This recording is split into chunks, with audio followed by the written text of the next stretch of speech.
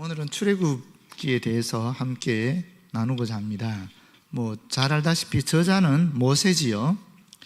여러분, 출애굽기 주제는 무엇일까요? 주제는 탈출 또는 해방, 이렇게 볼 수 있을 것 같아요.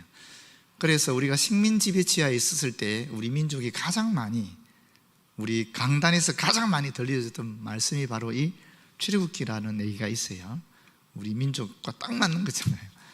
출애굽을 통해서, 이 출애굽을 통해서 사실은 독립의 희망을 당시 우리 기독교인들이 품었다라고 볼 수 있습니다.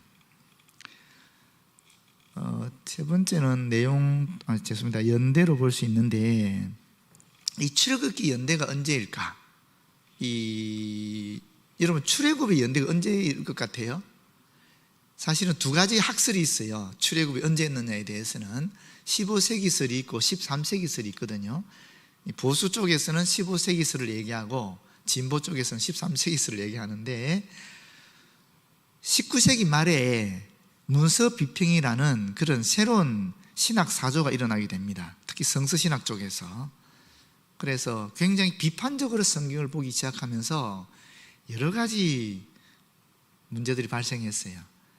근데 당시 복음주의자들, 보수주의자들 입장에서는 그때 이분들이 치중했던 게 뭐냐면, 문서 비평이 들어오니까 성서 고고학으로 나간 거예요. 성경에 있는 내용이 사실인 것을 고고학적으로 밝히겠다라고 해서 발전된 학문이 성서 고고학입니다.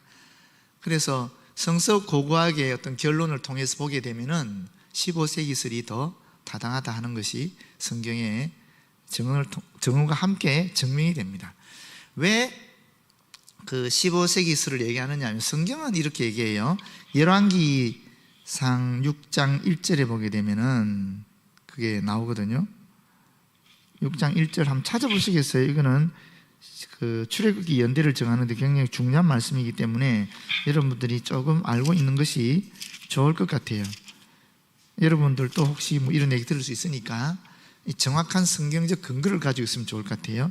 열왕기상 6장 1절에 보게 되면, 이스라엘 자손이 애굽 땅에서 나온 지 480년이요 솔로몬이 이스라엘 왕이 된 지 4년 15월 곧 둘째 달에 솔로몬이 여호와를 위하여 성전 건축하기를 시작하였더라, 이렇게 되어 있어요.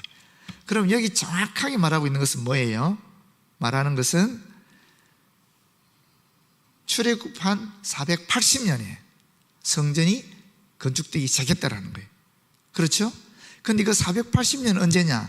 솔로몬이 즉위하고 난 4년 후라는 거예요. 분명히 나오잖아요. 그러면 솔로몬이 몇 년에 즉위했느냐 보면 거기다가 480을 계산해 보면 탁 나오는 거 아니겠어요?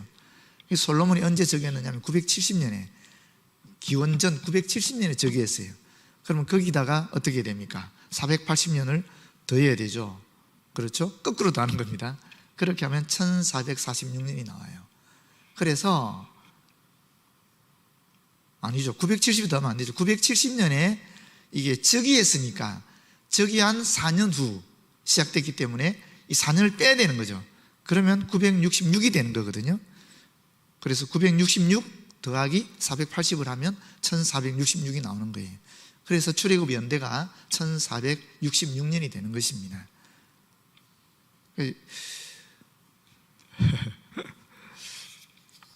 설대문 소리 하는 거 같죠, 지금? 근데 혹시 비판적인 그런 사람들 만나면 출애굽기가 13세기다라는 말을 하는 경우가 있어요.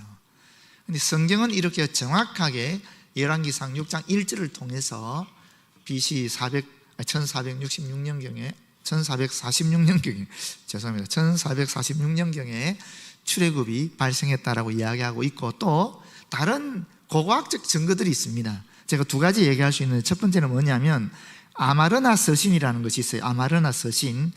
이거는 이집트 변경에 있었던 도시 국가의 지도자들이, 추장들이죠. 그 당시로 말하면 추장들이 이집트에다가 도움을 요청한 거예요.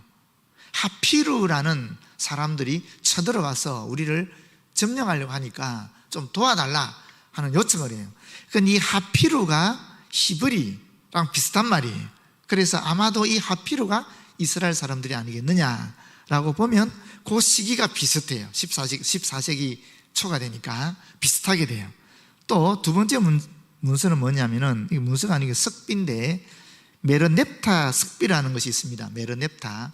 이집트의 그 람세스 2세의 다음 왕이 메르넵타라는 분인데, 이 여자인데, 이 메르넵타가 즉위한 지 5년 만에 아시아 계통 민족들과 벌인 전쟁에서 승리하고 이 석비에다가 시 형태로 기념비를 쓴 거예요. 적어 놓은 거예요. 그게 발굴이 됐어요. 거기 보면 이스라엘이라는 말이 정확하게 나옵니다. 그래서 이게 이 사람이 언제 사람이냐면 1224년에서 1216년에 왕위에 있었거든요.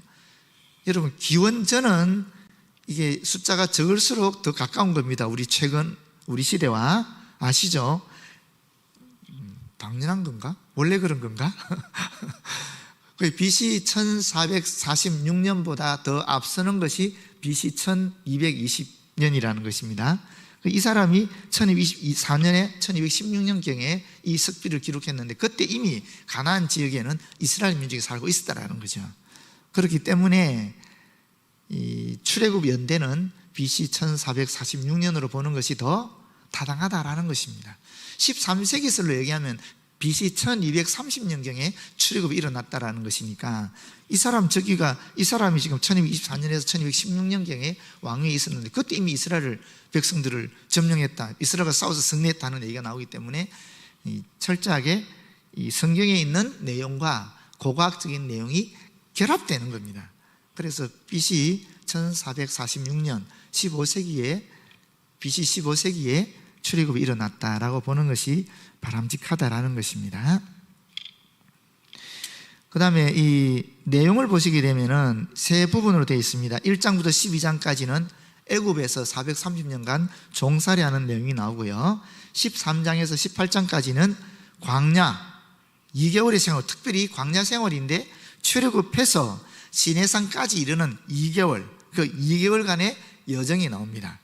그리고 19장부터 40장까지는 시내산에 대한 얘기가 나와요. 시내산에 도착해서 십계명을 중심으로 한 율법을 받고 하나님과 언약을 체결하고 성막을 건축하게 되는 그런 약 10개월간의 시내산 기간이 나오고 있습니다. 이게 출애굽기 전체 내용입니다.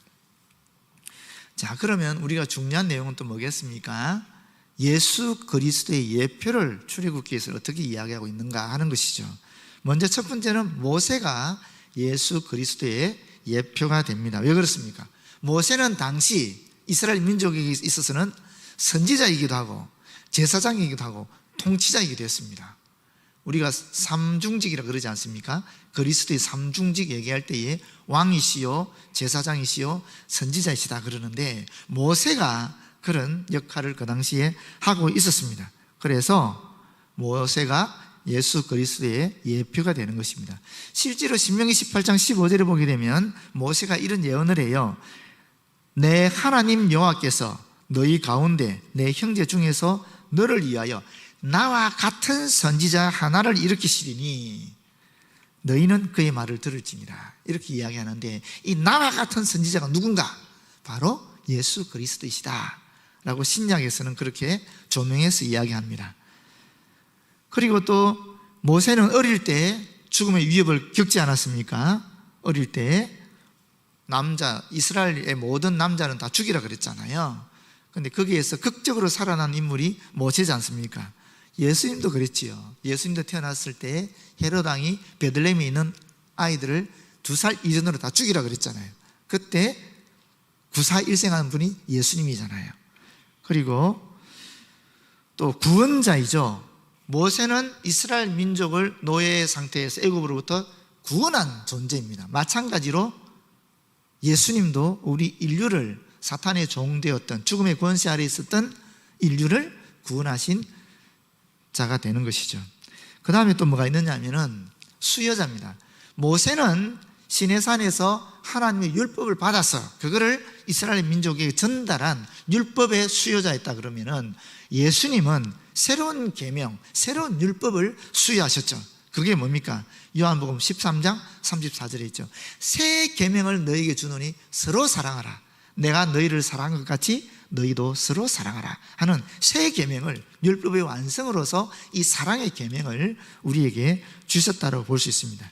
그리고 마지막으로는 중보자죠.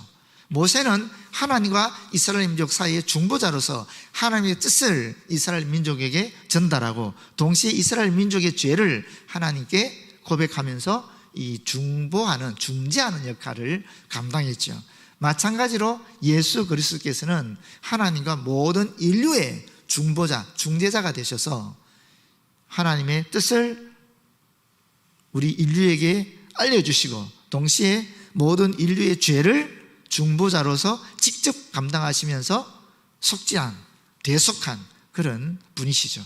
그래서 이 모세가 예수 그리스도를 이와 같이 예표하고 있다라고 볼 수 있습니다. 그 다음에 두 번째 예수 그리스도에 대한 예표는 뭐가 있느냐 하면은 유월절입니다. 여러분, 유월절은 잘 아시지 않습니까? 마지막 10번째 재앙이 처음 난 것, 초태생, 사람이든 동물이든 처음 난 것의 죽음이었잖아요. 그런데 그 죽음을 어떻게 극복할 수 있었어요? 이스라엘 민족은 어린 양의 피로 문설주에 발랐을 때에 하나님의 천사들이 거기를 넘어갔지 않습니까? 그래서 유월절이라는 말이 뭐냐면 넘어서다라는 말이 과월, 지나갈 과자에 넘어설 월자에서 과월, 넘어서다라는 뜻이거든요. 그게 유월의 의미입니다. 죽음을 넘어섰다라는 거예요. 어린 양의 피 때문에. 예수 그리스도가 바로 우리에게는 유월절이 되는 것이죠. 죽음이, 영원한 죽음이 예수 그리스도의 피로 말미암아 우리를 넘어서는 겁니다. 그래서 우리는 영원한 죽음을 맞지 않게 되는 것이죠. 그래서 예수님에 대한 예표가 유월절로 우리에게 보여주고 있는 것입니다. 그리고 이 세 번째는 출애굽입니다. 출애굽은 앞에서 말씀드렸다시피 해방의 역사잖아요. 종에서 자유인으로 되는, 우상이 가득했던 이집트 땅을 벗어나서 이제 하나님의 품으로 들어가는 그런 거잖아요. 그 출애굽이 바로 예수 그리스도를께서 우리에게 보여주시는 그런 죄를 대속하시고 사탄의 종에서 하나님의 자녀가 되는 그런 역사를 일으키는 예표가 되는 것이죠. 그 다음에 나오는 것은 만나와 생수입니다. 만나의 뜻이 뭔지 아시죠? 만나의 뜻이 무엇입니까? 이게 먹고 하는 거거든요. 이게 도대체 무엇인가? 한 번도 본 적이 없는 그런 것이기 때문에 이게 뭐지? 이게 어디에서 는 물건인가? 그런 뜻이죠. 그게 만나라는 뜻입니다. 그런데 그 만나는 뭘 의미하겠어요? 예수 그리스도의 몸을 의미하는 것입니다. 내가 곧 생명의 떡이라 그랬잖아요. 너희를 떡이라 그랬잖아요. 생명의 떡. 그리고 반석에 터져나온 샘물, 물, 그런 것들은 다 예수님의 피를 의미하는 그런 예표라고 볼 수 있겠습니다. 다섯 번째는 예수님을 예표하는 것은 뭐냐면은 성막입니다. 성막은 어떤 곳입니까? 성막은 하나님이 임재하는 장소로 여겨지고 있지 않습니까? 하나님 임재하는 장소거든요. 그리고 성막에서 이스라엘이 먹고 또 마시고 교제한 장소가 되었지요. 성막 앞에서 다 이렇게 했잖아요. 인간의 죄를 사하고 희생 제사를 드리는 곳이 또한 성막이었습니다. 그래서 성막이라는 것은 그리스도의 구속을 상징하는 모형이라는 것입니다. 그래서 성막이 바로 우리 예수 그리스도를 상징하는 예표가 될 수 있는 것이죠. 이 성막의 오늘날 형태가 무엇입니까? 구약의 형태는 성전이었죠. 그런데 신약의 형태는 오늘날 우리 예배당이지요. 그래서 우리가 이 성전에 들어올 때에, 예배당에 들어올 때에, 물론 구약적 의미의 성전 개념은 없다 할지라도 사실은 우리가 예배당에 들어올 때마다 예수 그리스도의 구속을, 그 구원을 우리가 기억하는 것입니다. 하나님의 임재를 느끼는 것이고, 비록 휘장은 없지만 그럼에도 불구하고 교회당이라는 것이, 예배당이라는 것이 단순한 건물과는 다르다는 것이죠. 그래서 우리가 교회라 그랬을 때는 예수를 그리스도 믿는 사람들을 지칭하기도 하지만 사실은 보이는 형태로서 이런 예배당 건물이라든지 또 교회 조직까지도 우리는 사실은 교회라 그러는 것입니다. 이건 교회 아니냐? 아닙니다. 교회입니다. 하드웨어도 교회로 보시는 것이 바람직합니다. 그래서 우리가 예배당을 아름답게 꾸미고 잘 보살필, 보존할 필요성이 있는 것이죠. 근데 우리가 요새 최근 들어가가지고는 너무 이 사람 중심으로 가고 건물은 의미가 없다라고 얘기하는데 그렇지 않습니다. 건물은 건물대로 하나님의 임재를 기억하는 장소가 되는 것이고요. 또 사람은 사람대로 하나님의 자녀로서 우리가 하나님과 교제하는 그런 것이 되는 것이죠. 그래서 우리가 예배당에 들어올 때에 그냥 집에 들어가듯이 그렇게 들어가서는 안 되지 않겠습니까? 예배당에 들어올 때는 주님을 만난다는 그런 생각을 가지고 그런 자세를 가지고 우리가 들어오는 것이죠. 마지막 6번째는 대제사장입니다. 예수님은 우리의 큰 대제사장으로 나타나는 거죠. 사실 이 출애굽기에서는 대제사장이 명확하게 그렇게 나타나지 않는 것 같지만 그러나 사실 아론이 대제사장이었지 않습니까? 그래서 그 대제사장이 바로 예수님을 예표하는 그런 것이라고 볼 수 있겠습니다. 자, 그러면 핵심 구절은 어떤 것이 있는가? 우리 성경의 출애굽기 핵심 구절은 먼저 출애굽기 3장 7절에서 10절을 보면 좋을 것 같아요. 출애굽기 3장 7절 10절을 좀 보여주시면 좋겠습니다. 우리가 같이 한번 읽어볼까요? 여호와께서 이르시되 내가 애굽에 있는 내 백성의 고통을 분명히 보고 그들이 그들의 감독자로 말미암아 부르짖음을 듣고 그 근심을 알고 내가 내려가서 그들을 애굽인의 손에서 건져내고 그들을 그 땅에서 인도하여 아름답고 광대한 땅, 젖과 꿀이 흐르는 땅, 곧 가나안 족속, 헷 족속, 아모리 족속, 브리스 족속, 히위 족속, 여부스 족속의 지방에 데려가려 하노라. 이제 가라. 이스라엘 자손의 부르짖음이 내게 달하고 애굽 사람이 그들을 괴롭히는 학대도 내가 보았으니 이제 내가 너를 바로에게 보내어 너에게 내 백성 이스라엘 자손을 애굽에서 인도하여 내게 하리라. 아멘. 이게 첫 번째 핵심 구절입니다. 여기 보면은 이거 제가 한번 주일날 말씀드린 기억이 나긴 합니다만은 한번 더 보시죠. 일단 여기 보시게 되면 하나님께서 애굽에 있는 내 백성의 고통을 보셨다라고 얘기하고 있는 것입니다. 분명히 보고 각별한 관심을 가지고 이스라엘의 고통을 세밀하게 지켜보셨다라는 것이죠. 보셨다라는 겁니다. 그 다음에 뭡니까? 그들의 감독자로 말미암아 부르짖음을 듣고라고 얘기하고 있습니다. 들었다라는 것입니다. 그들의 감독자는 그냥 감독자가 아니겠죠. 노예 감독자겠지요. 그래서 강압적으로 그렇게 억압하는, 요구하는, 노동을 요구하는 그런 감독들이지요. 그 부르짖음을 들었다, 그 고통을 들었다라는 것입니다. 그리고 그 근심을 알고 이렇게 보고 듣게 되니까 알게 되셨다라는 것입니다. 그러므로 알게 되었다라는 것이죠. 보고 듣고 알게 된 다음에 하나님이 하신 행동이 무엇입니까? 내려가서 하는 말입니다. 하나님께서는 우리에게 내려오시는 분입니다. 인간이 신을 찾아가는 것이 아니라는 거예요. 기독교는 철저하게 신이신 하나님께서 우리에게, 인간에게 내려오는 종교라는 것입니다. 다른 모든 종교는 인간이 신을 찾아가는 종교이지만 기독교는 하나님께서 우리 인간을 위해서 내려오신 종교라는 것입니다. 성부 하나님도 내려오셨고 성자 예수님도 내려오셨고 성령 하나님도 우리를 위해서 내려오신 분이에요. 인간이 올라가기 전에, 찾기 전에 먼저 내려오신 분이에요. 그래서 우리는 하나님을 사랑의 하나님이라고 말씀드리고 있는 것입니다. 그래서 기독교는 인간의 종교가 아니라고 얘기하는 것입니다. 심지어 기독교는 종교가 아니다라고 얘기하는 이유는 하나님이 내려오시기 때문에 그렇게 이야기하는 것입니다. 인간이 추구한 것이 아니라는 것입니다. 하나님은 내려오신다라는 것입니다. 우리의 죄악을 심판하기 위해서도 내려오시고 또 우리와 언약을 맺기 위해서 시내산에 내려오시듯이 내려오시고 그리고 또 우리 인간들에게 복을 주시고 구원하시기 위해서도 내려오신다라는 것입니다. 그런 분이 하나님이십니다. 하나님은 인간을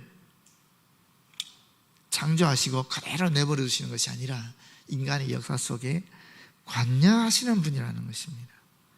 깊이 개입하시는 분이라는 것입니다. 그래서 우리 인간의 역사를 실제로 이끌어 가시는 주체자, 또 주도자, 섭리의 주관자가 되시는 분이라는 것입니다. 그들을 애굽인의 손에서 건져내고 그들을 그 땅에서 인도하여 아름답고 광대한 땅, 젖과 꿀이 흐르는 땅, 곧 가나안 족속, 헷 족속, 아모리 족속, 브리스 족속, 히위 족속, 여부스 족속의 지방에 데려가라 하노라. 이게 6부족이 나오는데 어떤 데 보면 7부족이 나오고 어떤 데 보면 10부족이 나와요. 어떤 데 보면 2~3부족 나오는 경우도 있습니다. 보통 7족속이라 그러는데 여기서는 기르가스 족속이 빠져 있는 상태입니다. 광대한, 아름답고 광대한 땅이라 그랬습니다. 지금으로서는 상상이 안 되는 땅이죠. 지금 가보면 무슨 광대한 땅이에요. 거기가 우리나라가 훨씬 광대한 땅이죠. 우리나라가 훨씬 아름답고 좋은 땅이죠. 그렇지 않습니까? 예전에 박정희 대통령 때인가 그때 이스라엘에서 농수산부 장관 하신 분인가 모셔왔어요. 그때 우리나라 땅을 개발하기 위해서 모셔와서 우리 땅을 좀 보시고 좀 개발할 수 있는 방법을 좀 알려주십시오 그랬더니만 이분이 쓱 하시는 말씀이, 아니 여기 뭘 개발한다고 그러냐, 이 좋은 땅에서. 자기들은 사막이니까 그렇게 애를 써야 되지만 물을 뿌려야 되고 해야 되지만 여기는 물도 풍부하고 너무 좋은 환경, 사시사철이야 너무 좋은 환경을 가지고 있는데 이걸 무슨 또 개발한다고 나를 부르고 그랬냐고 이런 얘기를 했다 그래요. 우리나라하고 비교하면 너무나 척박한 땅이죠. 지금 가보면은. 그런데 2000년 전에도 그랬을까? 그거는 좀 생각할 필요성이 있어요. 상당히 많은 생각을 해야 될 겁니다. 사실 요단강이 2000년 전에는 들어가면 빠져 죽는 곳이었잖아요. 근데 2000년 후에 지금 가보시면 요단강에 들어가서 빠져 죽을 사람 아무도 없거든요. 굉장히 좁고 얕거든요. 그러니까 이게 2000년 동안에 지형이 굉장히 많이 변했다고 볼 수 있거든요. 실제로 그럴 가능성이 있는 것이죠. 근데 여기서 말하는 젖과 꿀이라는 것은 다 풍요를 의미하는 것 아니겠습니까?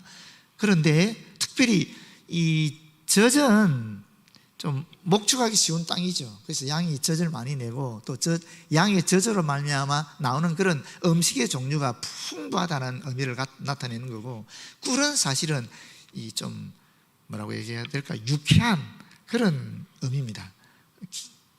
어떻게 설명해야 되지? 이거는 뭐 유쾌한으로 저는 이해를 했는데, 이 젖은 풍요와 만족의 상징이라면은 꿀은 유쾌하고 유익한 것을 가리킬 때 사용하는 그런 상징적, 은유적인 표현이라고 보시면 좋겠습니다.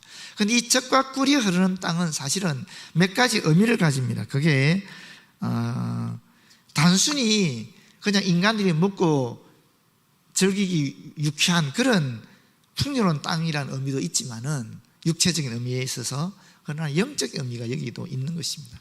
영적으로 하나님으로부터 나오는 그런 풍요로움, 말씀의 풍요로움, 그런 이 교제로 말미암은 그런 기쁨과 감격의 풍요로움이 있는 땅이다 하는 그런 의미도 여기 담겨 있다라고 보여집니다. 그리고 이제 가라라고 얘기하고 있죠. 이스라엘 역사를 획기적으로 바꾸실 하나님의 신속한 개입이 이루어질 때마다 하나님은 이제라는 말을 많이 씁니다. 우리 성경이 굉장히 많이 나오는데 이 표현이 어떤 획기적인 순간에 하나님께서 이제 하는 말을 굉장히 많이 씁니다. 이제는 지금이라는 것이죠. 지금 가라. 내가 너와 함께 하겠다. 지금 가라. 이제 가라. 이제 내가 너를 바르게 보내겠다. 이제 내가 너를 바르게 보내겠다. 하나님께서 모세에게 이제 사명을 맡기시는데, 모세는 가면 어떻게 되겠습니까? 인간적으로 보게 되면 죽는 거죠. 죽는 것 아니겠습니까? 아니 모세가 어떻게 가서 살아남을 수 있겠습니까? 가면 죽는 겁니다. 하나님께서는 그런데 모세에게 가라라고 얘기하시는 거예요. 사실 번냄을 받은 사람, 저와 여러분이 사실 번냄 받은 사람들 아니겠습니까? 예수 그리스도로 말미암아 하나님의 아들, 딸이 되고 동시에 그리스도의 제자로서 우리가 이제 번냄을 받은 자들이 된 거잖아요. 세상 속으로 번냄을 받은 자들이 됐는데, 그때 우리가 갈 때는 사실은 죽음을 각오해야 되는 것이에요. 모세에게 하나님께서 사명을 주셨는데 그 사명은 사실은 생명을 담보로 하는 죽을 각오를 하고 보내는 그런 사명이었다라고 볼 수 있는 것입니다. 중요한 것은 뭡니까? 여러분, 이 말씀을 통해서 우리가 알 수 있는 건 분명히 알 수 있는 거 있어요. 그게 뭐냐면은 해방은, 탈출은 그냥 이루어지는 게 아니라는 것입니다. 첫 번째는 고통받는 사람들이 부르짖음이 있었습니다. 그것도 한두 해가 아니고 굉장한 오랜 시간 노예 상태에 있으면서 부르짖음이 있다는 거예요. 우리가 북한 생각하면 이해가 빠릅니다. 북한에서 기독교인들이 얼마나 큰 고통을 당하고 있습니까? 벌써 45년부터 당했다 그러면 지금 몇 년이 지났습니까? 그렇지 않습니까? 그럼 아직까지 고통당하고 있거든요. 아직까지 하나님께서는 그 땅을 해방시키지 않고 있거든요. 우리의 생각, 우리는 지금 70년 넘게 지났으니까 상당히 오래된 것 같은데도 하나님 보실 때는 아직 아닌가 봐요. 우리로서는 굉장히 고통스럽고 안타까운 상황이지만은 아직 아니라는 거예요. 하나님 때가 있는 거죠. 저는 조만간 곧 일어나리라고 생각하지만 하여튼 우리의 기도는 하나님 이제 그만하셨으면 좋겠다, 이제 해방시켜 주십시오, 이런 기도가 우리가 나올 수밖에 없는데, 첫 번째가 부르짖음이 있는 것입니다. 고통에 대한 부르짖음이 있는 것입니다. 그걸 하나님께서 보시는 거죠. 하나님께서 들으시는 거죠. 그리고 하나님께서 알아차리시는 것입니다. 그 다음에 두 번째가 뭡니까? 하나님께서 사람을 보내는 것입니다. 모세를 파송하는 것입니다. 모세를 보내는 것입니다. 지금 북한을 위해서 들어가는 분들이 많이 계십니다. 그 부름에 순종해서 주님께서 가라 그러셔서 그 부름에 순종해서 참 많은 선교사들이 들어가고 있습니다. 북한에 직접 들어가기도 하고 중국에 들어가기도 하고 또는 그 몽골로 가기도 하고 주변 지역을 에워싸면서 들어가거든요. 베트남에도 가서 그 건교에서 중국인들 만나고 이렇게 하기도 하고, 하여튼 어떤 방식을 쓰든지 하나님이 가라 그랬을 때 순종해서 가는 모세 같은 그런 사도들, 사자들이 있는 것이요. 세 번째는 뭐겠어요? 가는 사람들이 죽음을 각오하는 겁니다. 순종하는 거지요. 그렇게 될 때에 출애굽의 역사가 일어난 것입니다.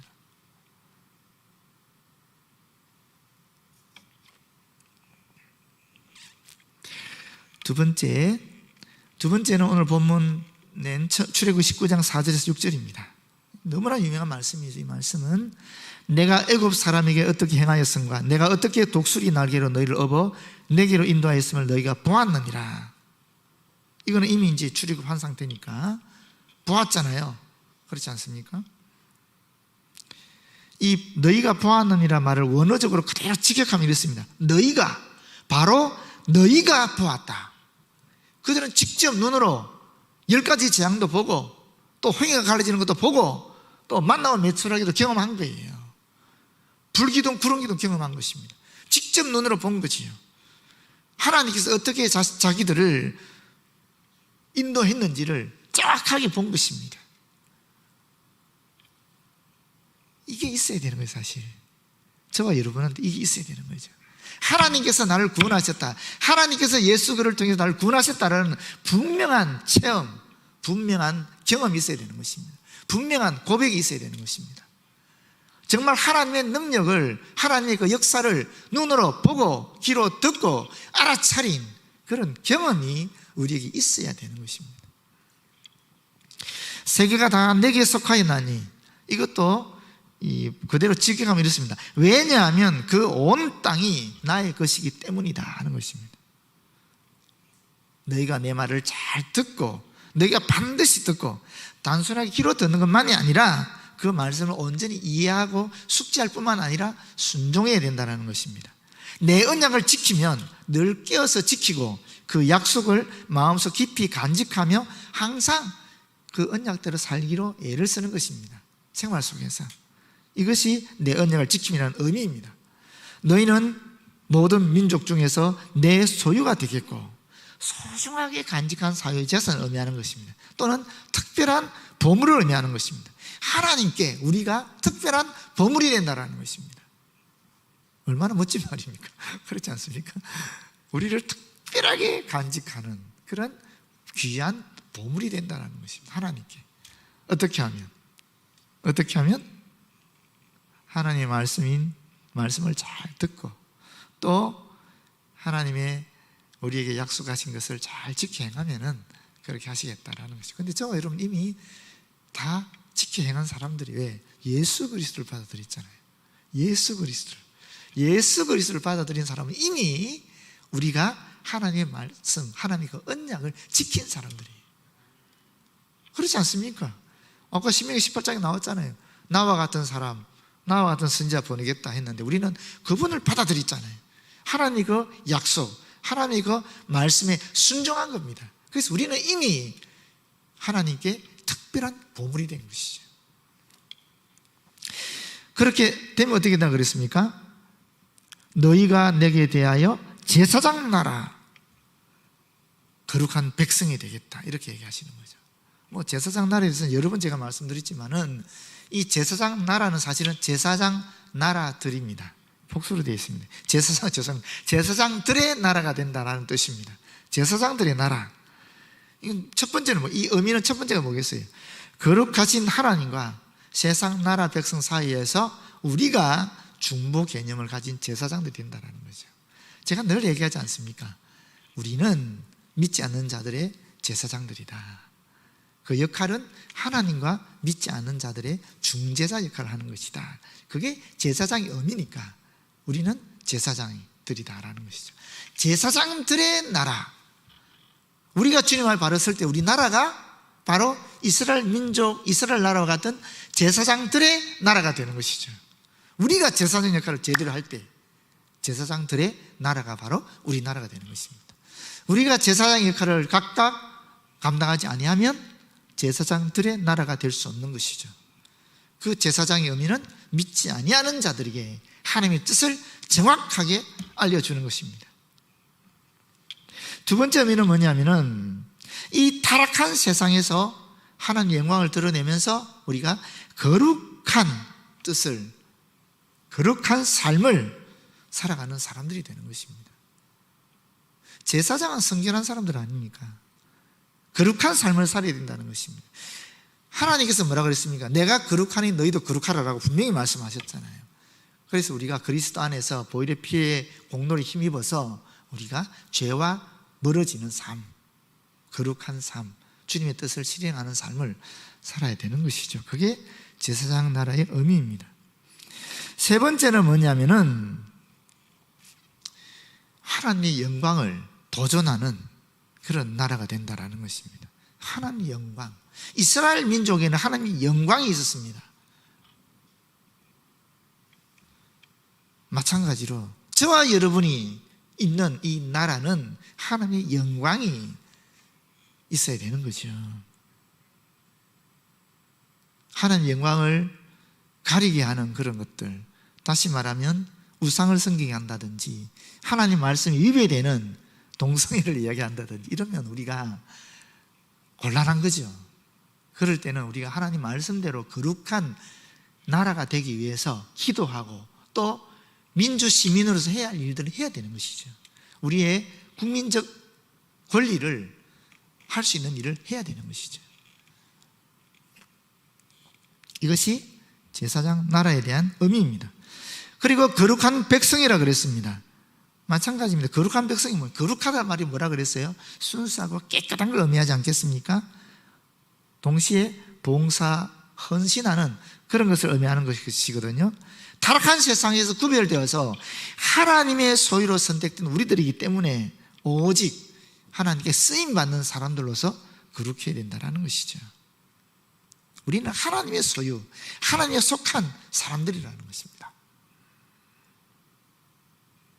너는 이 말을 이스라엘 자손들에게 전할지니라. 이 말을 우리가 지금 하나님으로부터 받고 또 동시에 우리의 자녀들에게 또 우리 민족 믿지 않는 자들에게 전해야 되는 것이 우리의 사명입니다. 마지막으로 이 출애굽기 14장 13절에 14절 말씀을 함께 나누도록 하겠습니다. 같이 한번 읽을까요? 모세가 백성에게 이르되 너희는 두려워하지 말고 가만히 서서 여호와께서 오늘 너희를 위하여 행하시는 구원을 보라. 너희가 오늘 본 애굽 사람을 영원히 다시 보지 아니하리라. 여호와께서 너희를 위하여 싸우시리니 너희는 가만히 있을지니라. 여러분, 우리가 여기서 중요한 건 뭡니까? 두려워하지 말아라 라는 것입니다. 두려워하지 말라니까 강한 명령 같지요? 그렇지 않습니다. 사실은 이 원어적 의미는 부드러운 권유의 말씀입니다. 두려워하지 마, 무서워하지 마, 이렇게 하나님 우리에게 얘기해 주시는 것입니다. 가만히 있어서 그러니까 아무것도 안 하고 가만히 있는 것처럼 굉장히 소극적인 것처럼 생각하시는데, 이 말의 의미는 그런 것은 아닙니다. 내 스스로를 두려운 상태에 내버려 두지 말고 굳게 일어서라 라는 의미입니다. 그냥 소극적으로 무서워서 벌벌 떨면서 가만히 있는 것을 얘기하는 것이 아니라는 거예요. 이걸 떨쳐 일어서는 걸 얘기하는 겁니다. 두려움에서 떨치는 걸 얘기하는 거예요. 그래서 내가 내 발로 굳게 서는 것을 얘기하는 것입니다. 더 구체적으로 얘기하면 계속 불평하고 또는 무서워하면서 움츠러들지 말고 자신을 굳게 세워서 하나님을 바라보라는 것입니다. 하나님만 바라보라는 것입니다. 우리가 근데 우리말에 가만히 있어서 그러면은 굉장히 의기소침한 그런 뉘앙스를 가지고 있잖아요. 그런 건 아니라는 거예요. 움츠린 데서 일어서라는 것입니다. 두려움을 물리치라는 것입니다. 그러면서 하나님만 바라보라는 것입니다. 매우 긍정적인 사실은 의미를 가지고 있다고 볼 수 있겠습니다. 고난을 당했을 때 묵묵히 참으면서 하나님 역사를 기다리는 것조차도 사실은 이것이 또 하나의 능동적이면서도 적극적인 그런 믿음의 표현이다라는 것을 우리는 알 수 있는 것입니다. 이 신앙의 자체에 있어서는 두 가지가 있는 거죠. 그러니까 두 가지가, 하나는 깃발을 세우고 그리스도인으로 하나님 앞에 정직하게 진실되게 그렇게 말씀 붙잡고 살아가는 사람들이 있고요, 이런 자세가 있어요. 또 하나는 말씀 붙잡고 이 사회를 개혁하기 위해서, 이 말씀대로 이 사회가 변화되기 위해서 뛰쳐나가는 사람이 있는 거예요. 이 두 부류의 사람들을 다 서로가 문제 있다라고 얘기하면 안 되는 것이고, 다 하나님께서 주신 달란트대로 사명대로 순종하면서 나가는 것이기 때문에 서로가 서로를 용납하고 기도하고 격려하고 해서 하나님 뜻을 이 땅에 이룰 수 있도록 하는 것이 중요한 것이죠. 그렇지 않겠습니까? 그런데 뛰쳐나가지 않는다고 해서 그것이 매우 소극적이고 또는 잘못된 자세냐? 그건 아니라는, 여기 분명히 얘기하고 있죠. 불평하지 않고 묵묵히, 그러나 하나님만 바라보면서 이 사회의 변화를 위해 하나님께 계속적으로 기도하는 이런 무리들도 있다는 것이, 이것도 매우 긍정적인, 매우 능동적인 믿음의 표현이다라는 것을 우리에게 알려주고 있는 것입니다. 여호와께서 오늘 너희를 위하여 행하시는 구원을 보라. 여러분, 여기서 말하는 구원이라는 말이 뭔 줄 아십니까? 예슈아라는 말입니다. 예슈아. 뭐 비슷한 것 같지 않습니까? 뭐랑 비슷합니까? 예수라는 말입니다. 이게 바로 예수라는 말입니다. 이 구원이라는 말은 넓히다 하는 어원에서 파생된 말입니다. 다시 말하면 압박으로부터 자유로워지는 것을 의미하는 것입니다. 압박에서 벗어나서 자유를 가져다 주는 것, 그것이 바로 구원이라는 뜻입니다. 예수님의 어원입니다. 이 말이. 너희가 오늘 본 애굽 사람을 영원히 다시 보지 아니하리라. 너희가 결코 더 이상 다시는 영원히 그들을 보지 못할 것이다. 이스라엘 출애굽해 오는 그 이스라엘 애굽 사람들을 보지 못할 것이라는 얘기죠. 이 본 문맥상으로는 여호와께서 너희를 위하여 싸우시니 너희는 가만히 있을지니라. 너희는 잠자코 있으라 하는 뜻입니다. 가만히 있을지라는 말은, 다시 말하면 불평하거나 두려워하지 말고 오직 하나님의 구원을 기다리라 라는 뜻입니다. 우리의 입은 가만히 두고 눈으로는 그 싸움을 지켜보면서 하나님의 구원을 기다리라는 뜻이죠.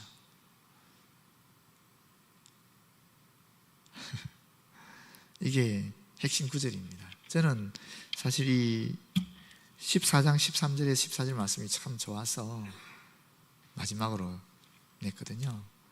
우리가 사실 신앙생활 하다 보면은 선택할 때가 참 많이 있습니다. 참 많이 있는데 또 두려운 상황이 많이 오지요. 그럴 때 정말 내가 어떻게 하는 것이 하나님 뜻일까 참 판단하기 어렵거든요. 분별하기 어렵습니다. 그런데 나갈 수도 있고 또는 두려움을 떨쳐내고 이와 같이 가만히 있어서 하나님의 구원을 기다리는 그런 자세도 있는데, 이 둘 중에 내가 무엇을 선택할 것인가 하는 것은 각 개인이 하나님 앞에 기도하는 가운데 부르심의 소명 따라, 사명 따라 하는 것이죠. 제가 우리 교회에서 여러 번 그런 어떤 요청이나 압박을 사실은 받았거든요. 그럼에도 불구하고 나가지 않는 이유가 제일 큰 것이 하나 있어요. 그게 뭐냐면은, 여러분, 사실 우리 청년대학부 때문에 그래요. 언제 기회되면 더 깊은 얘기를 하겠지만, 우리 교회가 위치하고 있는 이 자리가 매우 특수한 자리입니다. 정말 희한한 자리에 있는 거예요. 어떻게 쪽문만 열면 카이스트 학생들이나 카이스트 연구원들이 오늘 수 있는 희한한 자리인 거예요. 이게 정말 신비로운 자리예요. 이 터가 정말 은혜로운 자리입니다. 정말 묘한 하나님의 어떤 은총의 자리라고 생각해요. 그 어디에도 없어요. 우리 교회만이 갖고 있는 유일한 자리입니다. 정말 그렇습니다. 어떻게 쪽문 열고 나오면 바로 교회입니까? 안 그렇습니까? 그래서 저에게는 이 카이스트에 있는 학생들에 대한, 젊은이들에 대한 그런 어떤 그런 안타까운 마음이 있어요. 또는 그런 사명감 같은 것이 있어요. 그것이 우리의 사명이라고 생각해요. 그런데 어떤 정치적 상황에 튀어나가면은 그 다음부터는 이 길이 굉장히 막힙니다. 정말 많이 막히는 것을 경험했어요. 그래서 아주 조심스럽습니다. 솔직히 저 개인적으로는 여러 번 저도 솔직히 나가고 싶은 마음이 있지만은 우리 교회를 생각하면 못 나가는 거예요. 우리 청년들 생각하면 못 나가는 거예요. 사실 그런 면도 있습니다. 저로서는 굉장히 힘들고 또 선택하기도 어렵고 신앙 양심에 있어서, 저도 하나님의 자녀로서 제 신앙의 양심이 있잖아요. 그 신앙의 양심에 비추어 보면은 나가야 되는 거예요. 그런데 대덕 한빛교회 목회자 담임 목사로서는 또 나가면 곤란한 거예요. 그런 갈등이 저 속에 있습니다. 그런데 그럼에도 불구하고 만약에 하나님께서 저에게 어느 날은 나가라 하면 나가야 되겠죠. 아직은 아니라고 생각해요. 제 개인적으로 아직은 아니라고 생각하지만은 어쩌면 교회 전체가, 한국에 있는 교회 전체가 어쩌면 나가야 될 상황이 올 수도 있다라고 생각해요. 아직은 아니지만 제가 볼 때는. 근데 그래서 염려스럽고, 그래서 늘 기도하고 있고 예의주시하고 있고 조심스럽게 그렇게 보고 있어요. 점점 더 그런 어떤 위기감을 느끼고 있어요. 그래서 상당히 좀 저로서는 상당히 고민스럽긴 하고 그러거든요. 여러분 기도를 많이 해주시고, 특별히 우리 교회가 갖고 있는 특수한 사명이 있는데 이 사명을 잘 이루기 위해서 여러분들도 기도하시고, 또 저와 우리 교육자들 위해서 기도해 주시고, 우리 또 평신도 지도자들인 우리 장로님들, 또 우리 권사님들, 지도자들 위해서도 많이 기도해 주시면 좋을 것 같아요. 특별히 우리 청년대학부 젊은이들 위해서도 많이 기도해 주시길 바라요. 정말 귀한 인재들이 그리스도를 영접하고 잘 자라나면은 얼마나 큰 위대한 일들을 이 땅을 위해서 할 수 있겠어요. 세계 인류를 살 수 있겠어요. 그래서 참 늘 안타까운 마음을 가지고 있습니다. 여러분께서도 관심을 가지고 그렇게 기도해 주시면 참 좋을 것 같아요.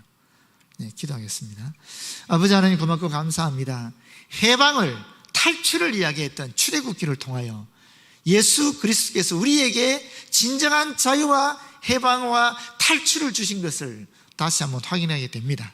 또 동시에 모세가 주님의 부르심을 받고 나아갔던 것처럼, 그 결과 이스라엘 민족의 구원이 임했던 것처럼 우리 또한 주님이 불러주셨고 주님이 보내주시는 이 사명을 모세처럼 생명을 걸고 감당할 수 있도록 인도하여 주셔서 우리를 통하여 이 지역이, 우리를 통하여 이 민족이 구원받을 수 있도록 인도하여 주시옵소서. 예수님 이름으로 기도드립니다. 아멘.